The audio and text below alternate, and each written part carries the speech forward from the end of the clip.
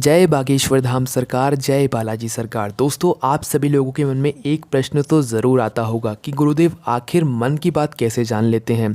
जब वो अपना दिव्य दरबार लगाते हैं तो लाखों लोगों के बीच में किसी एक व्यक्ति को कैसे वो उठा लेते हैं और कैसे पता लगा लेते हैं कि कौन सी जगह पर वो बैठा हुआ है और कौन सी उसकी समस्या है, क्या वो समस्या यहाँ पर लेकर आया है, और वो कैसे अपने पर्चे पर पहले ही वो समस्या लिखकर आप लोगों के सामने वो समस्या दिखा देते हैं और सामने वाले से पहले पूछते हैं, तभी जाके वो आपको पर्चा अपना दिखाते हैं और बिल्कुल सही की जो है समस्या गुरुदेव के पर्चे में लिखाती है। तो आखिर ऐसा होता कैसे है? तो एक पत्रकार ने जो है जब इनसे यह सवाल पूछा गुरुदेव से, तो गुरुदेव ने जवाब देते हुए बहुत ही स्पष्ट रूप से ये बात बताई। गुरुजी ने बिल्कुल सच सच बताया। दोस्तों, 10-11 वर्ष की उम्र में ही जो है गुरुदेव जो है अपने जो है बागेश्वर धाम में चले गए थे। अपने गुरुदेव के आशीर्वाद मतलब उनकी शरण में चले गए थे और गुरुदेव ने जो है इनका हाथ पकड़ लिया था। ठीक है, तो उसके बाद हुआ क्या कि 2010 में एक ऐसा समय आया था जब इनके गुरुदेव जी जो थे वो काशी में जो है चले गए थे। ठीक है, क्योंकि उन्हें पता था कि उनका जो शरीर है वो काशी में ही पूर्ण होगा, उनकी जो समाधि मतलब लेना है, उनका जो शरीर पूर्ण होगा वो काशी में ही होगा। तो इसलिए 2010 में जो है वो काशी चले गए थे और उनका वहाँ पर शरीर पूर्ण हो गया था। ये बात उन्हें पहले से पता थी कि वो काशी में ही शरीर को छोड़ेंगे। अब वहाँ पर बागेश्वर धाम अकेले बच गए थे, मतलब धीरेन्द्र शास्त्री जी बागेश्वर धाम की सरकार के अंदर अकेले बच गए थे।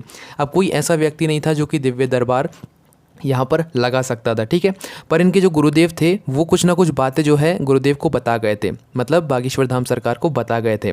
अब देखिए, अब गुरुदेव को मार्गदर्शन करने वाला कोई नहीं था। साधना तो उनके गुरुदेव इनको दे गए थे, पर कोई मार्गदर्शन करने वाला नहीं था, कोई अनुभव नहीं था कि कैसे दिव्य दरबार लगाया जाता है, कोई ज्ञान नहीं था। फिर क्या हुआ कि एक रात जब गुरुदेव मतलब सो रहे थे तो सन्यासी बाबा ने अपनी लीला दिखाई। सन्यासी बाबा इनके सपने में आए और कुछ लीला करके जो है वो चले गए इनके सपने में आकर। ठीक है, गुरुदेव के सपने में आकर लीला कर चले गए।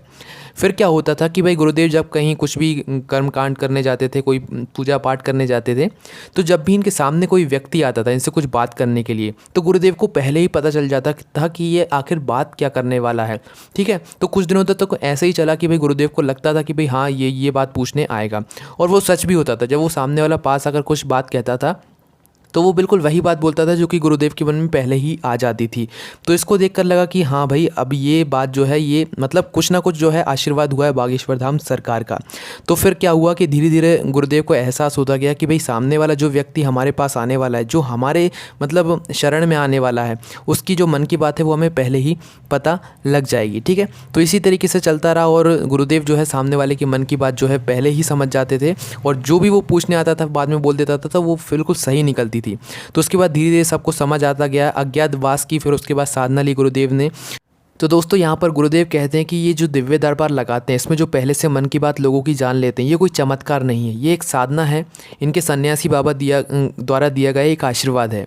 तो आप बिल्कुल गलत ना समझें, ये सिर्फ बालाजी और राम नाम का जप करते ही जो है पर्चा बनाते, कोई भी इसमें चमत्कार नहीं है। आप भी आ सकते हैं बागेश्वर धाम। जय बागेश्वर धाम, जय बालाजी सरकार।